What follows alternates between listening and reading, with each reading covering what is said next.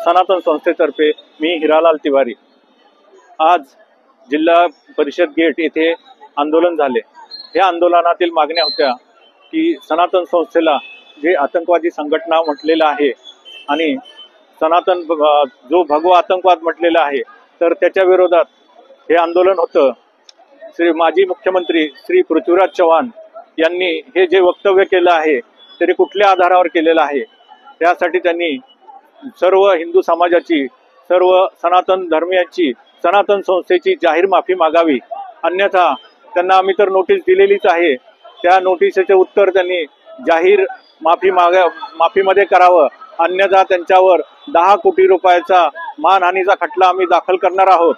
तर त्यांना विनंती आहे की लवकरात लवकर त्यांनी जाहीर माफी मागावी, मीडिया समोर येऊन जाहीर माफी मागावी। नमस्कार।